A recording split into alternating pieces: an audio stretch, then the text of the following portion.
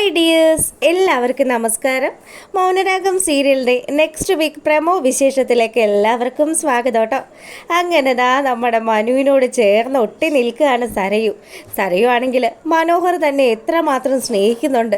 ശരിക്കും തൻ്റെ ജീവിതത്തിൽ തനിക്ക് തൻ്റെ അച്ഛൻ തന്ന ഏറ്റവും വലിയൊരു ഭാഗ്യം തന്നെയാണ് മനോഹറുമായിട്ടുള്ള ഒരു ബന്ധം തന്നെയെന്ന് സരയു അവിടെ വെച്ച് അങ്ങനെ ആലോചിച്ചു.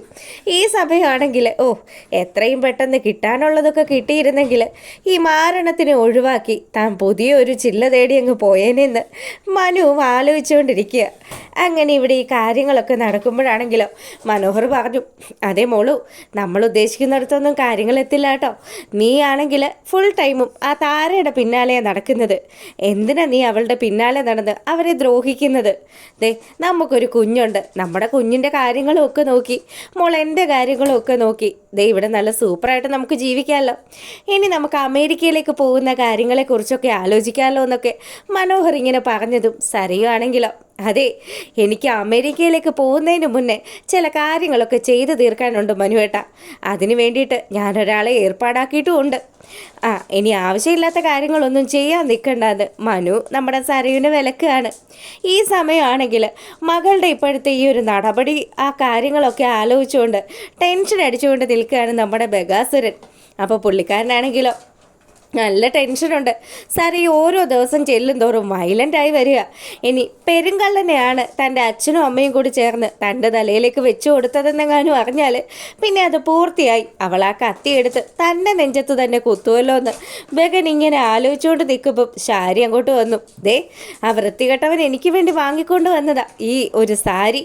എന്തിനു കൊള്ളാം, അവൻ ആരെങ്കിലും ഒക്കെ പറ്റിച്ച പൈസയായിരിക്കും. എന്തായാലും ഇവൻ നേരെ ചൊവ്വയൊന്നും ജീവിക്കുന്നവനല്ലല്ലോ. അങ്ങനെ എങ്ങാനും ജീവിക്കുന്നവനായിരുന്നെങ്കിൽ ഇവനിപ്പോൾ ചെയ്ത തെറ്റുകളൊക്കെ ക്ഷമിച്ചിട്ട് നമുക്ക് അവനെ നമ്മുടെ മോളോടൊപ്പം നിർത്താമായിരുന്നു. ഇനിയിപ്പോൾ പറഞ്ഞിട്ട് കാര്യമില്ലല്ലോ ശാരി, വരുന്നതൊക്കെ അനുഭവിക്കുക, അല്ലാതെ എന്താ ചെയ്യുക? വരുന്നതേ തനിയെ അങ്ങോട്ട് അനുഭവിച്ചാൽ മതി. ഇപ്പം തന്നെ കണ്ടില്ലേ മോളെ, ആ താരയുടെ പിന്നാലെ അലഞ്ഞു തിരിഞ്ഞ് നടക്കുക അവളെ കൊല്ലാൻ വേണ്ടിയിട്ട്. അങ്ങനെ നടക്കുന്ന മോള് താനും കൂടി ചേർന്നിട്ടാണ് ഈ പരിപാടിയൊക്കെ ചെയ്തിരിക്കുന്നതെന്നെങ്ങാനും മനസ്സിലാക്കി കഴിഞ്ഞാലുണ്ടല്ലോ, അവൾ ആദ്യം കൊല്ലുക നിങ്ങളെ ആയിരിക്കൂടോ എന്ന് പറഞ്ഞ് ശാരി ദേഷ്യപ്പെട്ടതും, നീ ചങ്കത്ത് തറക്കുന്ന വർത്തമാനങ്ങളൊന്നും പറയില്ലേ ശാരി എന്ന് പറഞ്ഞ് ബഗാസുരൻ അങ്ങനെ നിൽക്കുക. പിന്നീടാണെങ്കിലോ കിരണും കല്യാണിയും ഒക്കെ കൂടി ചേർന്ന് അവർ ആ ഒരു ബർത്ത്ഡേ ഫംഗ്ഷൻ കളറാക്കുന്നതിന് വേണ്ടിയിട്ട് കുറച്ച് സാധനങ്ങളൊക്കെ പർച്ചേസ് ചെയ്യാൻ വേണ്ടിയിട്ട് ഇറങ്ങുകയാണ്. അപ്പോൾ താരയും അതുപോലെ ദീപയും പറഞ്ഞു, മക്കളെ സൂക്ഷിച്ചൊക്കെ പോകണം കേട്ടോ. ഇപ്പോഴാകുമ്പം ജന്മമാസം ആയതുകൊണ്ട് തന്നെ ഒരുപാട് പ്രശ്നങ്ങളൊക്കെ ഉണ്ടാവും. ആ തടസ്സങ്ങളൊക്കെ ഉള്ളത് കൊണ്ട് തന്നെ മക്കൾ പ്രത്യേകം ശ്രദ്ധയോടുകൂടി പോകണമെന്ന് പറഞ്ഞു. ഇങ്ങനെ ഇവിടെ ഈ കാര്യങ്ങളൊക്കെ നടക്കുമ്പോൾ നമ്മുടെ കിരണാണെങ്കിലോ, കല്യാണി നിനക്ക് ഇഷ്ടമുള്ള സാധനങ്ങളൊക്കെ വാങ്ങിക്കാം കേട്ടോ. ഇന്ന് എന്തായാലും എൻ്റെ ഭാര്യയുടെ ഇഷ്ടത്തിനനുസരിച്ച് തന്നെ ഞാൻ പർച്ചേസിംഗ് ഒക്കെ വിട്ടു തന്നിരിക്കുകയാണ്. കിരണേട്ടാ, അവിടുത്തെ അന്തേവാസികൾക്ക് വേണ്ടിയിട്ട് നമുക്ക് ഡ്രസ്സുകളൊക്കെ പർച്ചേസ് ചെയ്യണം. കണ്ടില്ലേ അമ്മുമ്മയുടെ മനസ്സ് വരെ മാറിയത് അവിടെ ഒരു 2 ദിവസം താമസിച്ചത് കൊണ്ടല്ലേ. അവിടെ അത്രയും അനുഭവങ്ങളൊക്കെയുള്ള അച്ഛനും അമ്മമാരും ഒക്കെയാണ് ഉള്ളത്. അവരുടെയൊക്കെ കൂടെ നിന്നതുകൊണ്ട് മാത്രമാണ് എൻ്റെ അമ്മുമ്മയും ഇപ്പം ഇങ്ങനെയൊക്കെ ആയി തീർന്നത്. എൻ്റെ പൊന്നുമോളെ, നീ എന്തൊക്കെ പറഞ്ഞാലും നിൻ്റെ അമ്മമ്മയുടെ മാറ്റം വിശ്വസിക്കാനായിട്ട് ലേശം ബുദ്ധിമുട്ടുണ്ട്. പിന്നെ കിരണേട്ട അങ്ങനെയൊന്നും പറയരുതെന്ന് പറഞ്ഞ് കല്യാണി കിരണിനോട് സംസാരിച്ചുകൊണ്ട് നിൽക്കുക. ഈ സമയമാണെങ്കിൽ നമ്മുടെ മൂങ്ങാമുത്തശ്ശി പല കാര്യങ്ങളും ഒക്കെ ആലോചിച്ചുകൊണ്ട് ആ വൃദ്ധസദനത്തിൽ ഇങ്ങനെ ഇരിക്കുക. എന്തായാലും കിരൺ മോൻ്റെ ബർത്ത്ഡേ ഇവിടെ വെച്ച് ആഘോഷിക്കുവാണല്ലോ, അതുകൊണ്ട് തന്നെ നല്ലൊരു പരിപാടി തന്നെയായിരിക്കും ഇവിടെ നടത്തുന്നത്. അന്നത്തെ ദിവസം അവർ ഈ അന്തേവാസികൾക്കൊക്കെ നല്ലൊരു സൽക്കാരവും തരാൻ സാധ്യതയുണ്ടെന്നൊക്കെ അവിടെ അടുത്തിരിക്കുന്ന അമ്മൂമ്മയുടെ അടുത്ത് നമ്മുടെ മൂങ്ങ സംസാരിച്ചുകൊണ്ട് നിൽക്കുക. ആ സമയമാണ് നമ്മുടെ പ്രകാശനും അതുപോലെ വിക്രവും കൂടി മൂങ്ങയെ കാണാനായിട്ട് അങ്ങോട്ട് വരുന്നത്. മൂങ്ങയാണെങ്കിലോ, വന്നോ, നീ ഇത്രയും ദിവസം എവിടെയായിരുന്നടാ? നിന്റെ അച്ഛൻ ആശുപത്രി കിടന്ന സമയത്ത് പോലും നീ ഒന്ന് തിരിഞ്ഞു നോക്കിയില്ലല്ലോ, എന്നിട്ട് ഇപ്പോഴാണല്ലേ നീ കയറി വരുന്നതെന്ന് ചോദിച്ച് മൂങ്ങ മുത്തശ്ശി നമ്മുടെ വിക്രത്തിനോട് ദേഷ്യപ്പെടുമ്പോഴത്തേക്കിനും അമ്മമ്മേ, അമ്മൂമ്മ അങ്ങനെ അങ്ങ് പറഞ്ഞു പോവല്ലേ. അമ്മൂമ്മ ഇത്രയും കാലവും പൊന്നു പോലെ കൊണ്ടു നടന്ന എൻ്റെ അച്ഛനെ തള്ളി പറഞ്ഞിട്ടല്ലേ അമ്മൂമ്മ കല്യാണിയുടെയും കിരണിൻ്റെയും ഒപ്പം ചേർന്നത്. അമ്മൂമ്മയ്ക്ക് അറിയാമല്ലേ ഞങ്ങളിപ്പോൾ പൈസയൊന്നും ഇല്ലാതെ തെണ്ടി തിരിഞ്ഞ് നടക്കുകയാണെന്ന്. അതുകൊണ്ടല്ലേ നിങ്ങൾ കളം മാറ്റി ചവിട്ടിയെന്ന് ചോദിച്ചു. എടാ മോനെ, ഒരിക്കലും ഞാൻ എൻ്റെ മോനെ തള്ളി പറഞ്ഞിട്ടൊന്നുമില്ല. അവൻ തെറ്റുകളൊക്കെ ഒന്ന് അംഗീകരിക്കണം. അവന് ഒരുപാട് തെറ്റുകൾ സംഭവിച്ചിട്ടുണ്ട്. അവനത് മനസ്സിലാക്കിയില്ലെങ്കിൽ അവൻ്റെ ജീവിതം ഇനിയും ഒരുപാട് നരകതുല്യമായി പോകും. അമ്മൂമ്മയുടെ തത്വടിക്കലൊക്കെ അവിടെ നിൽക്കട്ടെ.